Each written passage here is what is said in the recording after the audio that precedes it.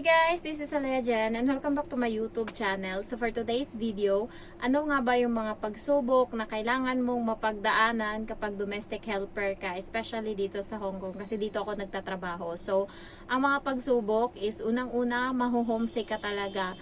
Lalo na kapag first timer ka, kahit hindi first timer, basta tumagal ka ng mga 2 weeks or 3 weeks sa Pilipinas, pagbalik mo dito, maninibago ka talaga, parang bago ka uli. So, andun yung homesick na everyday kang umiiyak, lalo na yung may mga bata na iniwan sa Pinas. So, andun yung gusto mo nang umuwi, kaso wala ka nga magagawa kasi kailangan mong tapusin yung contract mo dito. Pangalawa is, mga pagsubok na pagdadaanan mo yung ugali ng mga amo. Siyempre kapag una ka pa, hindi mo pa alam yung do and don'ts nila. So yun yung dapat una nyong aralin. Kung ano yung ayaw nila at hindi. Sa akin yung ayaw ng amo ko yung paulit-ulit. Dapat pag nagtanong siya or nagsabi siya sa'yo na ganito yung lutuin, dapat hindi ka pa ulit-ulit. Ayaw niya ng parating maraming tanong. Dapat gets mo kaagad.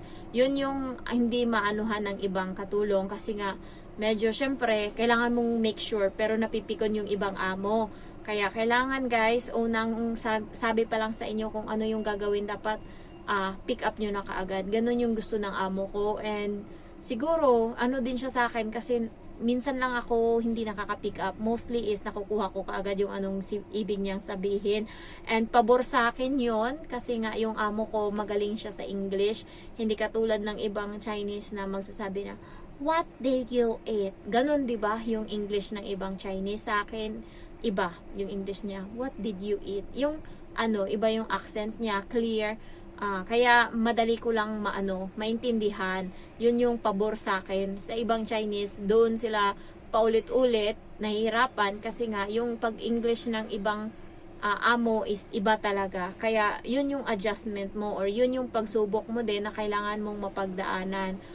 Pangatlo is kapag may silosa ka na amo, yun, pagsubok din yun sa'yo kasi pag-iinitan ka.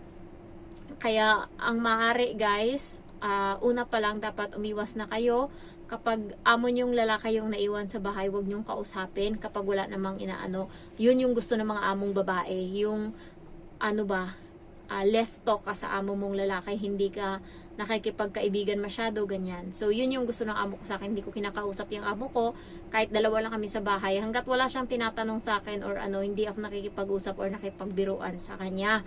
Ayan. So next na pagsubok na pagdadaanan mo dito is ang adjustment mo. Guys, dito sa Hong Kong, tawag sa atin ng iba, lalo ng mga ng mga domestic helper sa ibang bansa, noodles cup. Cup noodles tawag nila sa atin na taga Hong Kong.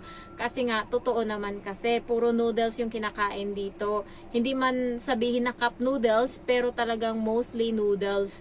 Kaya ang bansag nila sa atin is cup noodles. May narinig ko nung nakaraan nag-away sila, tapos sinabihan siya, ikaw, nagpipiling mayaman ka, cup noodles. Ginanon siya. So, cup noodles yung tawag sa atin dito sa Hong Kong.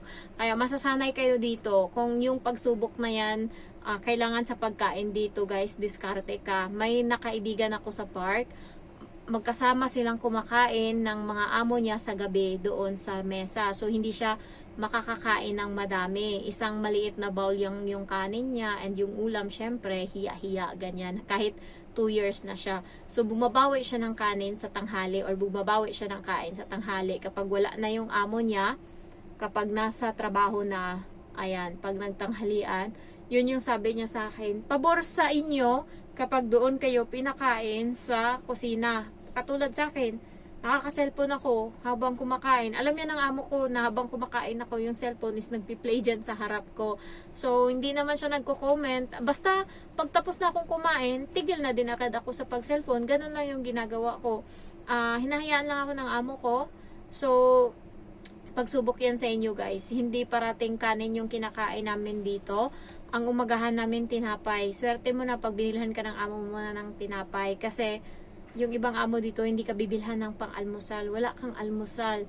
Meron ka tanghalian, indomie tsaka itlog. Pero sa akin dito, makain ako ng kanin. Kasi pag nagsasaing ako sa umaga ng kanin ng bata, sinasama ko na yung sarili ko. Bahala na kayo dyan, magutom kayo. Nung nakaraan, wala pang pasok yung bata. Lunes kasi typhoon. sabi ng amo ko, kasi nilutuan ko na yung bata ng umaga na yon kasi kala ko papasok sa school. So, lahat ng pagkain niya is pinadala na sa amo kong lalaki, pinakain na doon, pinabaon na sa lalaki. So, wala kaming pagkain. Wala silang pagkain. Ako meron. Sinawag ako ng amo kong babae nung gabi. Sabi, ay nung mga tanghali, Jen, magpipizza kami.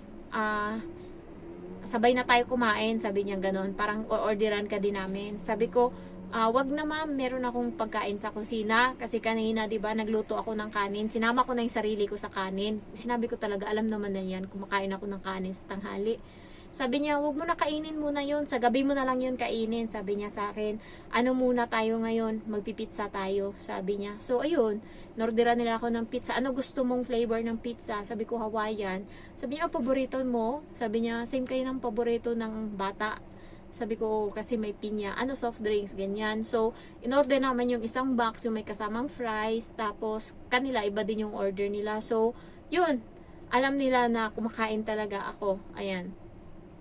Buti na lang yung amo ko ngayon, pag nandito ako sa bahay, tapos umu-order sila, sinasama na nila ako sa order. Dati hindi guys, sila lang yung kumakain sa order nila. Wala silang pakialam sa'yo kung magutom ka dyan. Ganun sila dati. Pero nagbago lahat yun ngayon, nang nag-ano na ako, simula, bago ako matapos ng 2 years, parang bago ako mag 2 years, kasama na ako pag nag-order. Kasi isang beses, umorder sila ng noodles, tas nakita nilang kumakain ako, enjoy na enjoy ako. Na-miss ko na nga yung noodles na yun eh.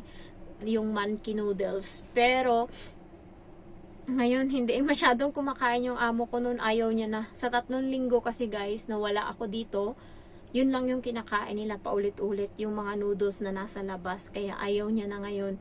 So, next na pagsubok na pagdadaanan mo dito is yung sa gabi ka maligo. Mostly ng mga Pilipino is sa umaga tayo naliligo. So, dito is iba ang panahon. Hindi ka pwedeng, pwede naman, pag sinabi ng amo na pwede ka maligo sa umaga, sa tanghali, o sa gabi. Pero sa akin dito, yung rules is sa gabi lang talaga pwede maligo. Ayan. So, yun. Yun talaga yung adjustment mo kasi nga, bago sa'yo yun. And, ang pagsubok is late ka na dito matutulog. Hindi katulad sa Pinas. Dito, ang tulog guys is 11 p.m. to 12 p.m. Yung iba umaabot pa ng 1:00 sa trabaho. Tapos, yung niyan, yung gising sa umaga is 5:00, 6:00. So, yun yung trabaho dito namin, patayan. Maliit lang yung bahay dito, pero maraming siyang trabaho. Pero pag naman, pag nasanay ka na, chill-chill ka lang. Ayan. So, siguro ngayon pagod pa ako. Pero, darating yung panahon na hindi na ako mapapagod uli. Katulad ng nakaraan na nakapag-adjust na ako ba. Ngayon kasi natambay ako sa Pinas, nagpiling prinsesa ako doon. Na ultimo pagkain ko, ilalagay na lang sa may ko. Hindi ako kumakain doon sa mesa, doon ako sa upuan, doon kumakain ako. So, feeling ganun ako kasi alam nila na grabe yung pagod ko kasi namayat ako nung pag-uwi. And ibang-iba yun bago ako umalis. Kaya, pinagustuhan lang nila muna ako na kumain ng kumain. So, sabi nga ng mama ko, dagdag ka pa 1 linggo para mas malaki pa yung timbang na madagdag mo. Mas maano pa daw. Sabi ko, wala na talagang chance. Yun, yung mga pagsubok muna. Pero pag nakapag-adjust ka, chill-chill na lang. Sa iba mahirap yung Hong Kong. Pero kapag napunta ka naman sa mabait na amo, madali lang yung Hong Kong. So, thank you for watching and I love you all. Bye-bye.